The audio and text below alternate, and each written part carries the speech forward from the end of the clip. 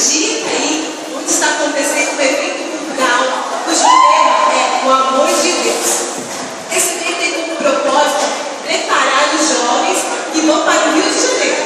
Vamos então entrevistar algumas pessoas e ver quem é Deus na vida dela. Você, moça, quem é Deus na sua vida?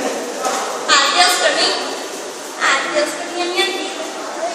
Oi, mãe, Muito obrigada, muito obrigada. Vamos ver se encontramos mais alguém. Vamos ver. Vamos ver. Você, alguém quer vir aqui falar?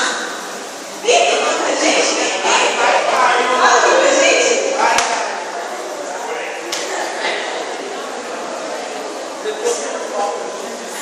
Quem é Deus na sua vida? Bom, entendi. Eu vai estar vendo.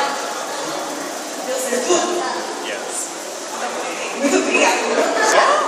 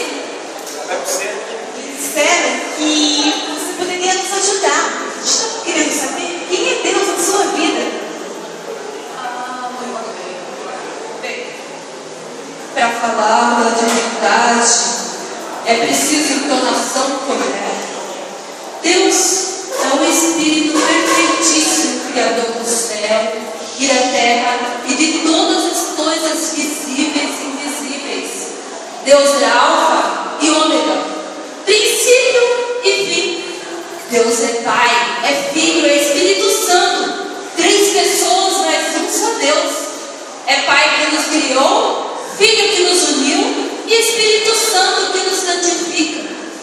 Deus é onipotente, onipresente, onisciente. Onipotente porque Ele pode tudo. Onisciente porque Ele sabe tudo. Onipresente porque Ele está em toda parte.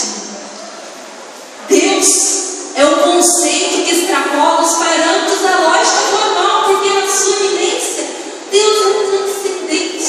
E na sua transcendência, Deus é perpétuo e continuamente. É Deus que move o motor, que move tudo e não é movido por nada e nem por ninguém. Deus é amor. E amor é Deus. Realmente valeu a pena ter vindo aqui. Muito belas foram suas palavras. Então tá, vamos encerrar por aqui a nossa entrevista, vamos encerrar por aqui. E só para ter uma garotinha. Oi? Como que é seu nome? É Júlia. Júlia? O que você é do sábio, Júlia? Sou sobrinha. Sobrinha do sábio? Então, diz pra gente, quem é Deus na sua vida? Deus é açúcar. Açúcar? Mas como assim açúcar? É o açúcar que minha mãe põe no leite. Eu não vejo, mas ele está lá por algum motivo. Deus é tão grande que nem meu tio sabe falar direito. E é tão pequeno que cabe dentro do meu coração. Gente, que lindo isso tudo, né?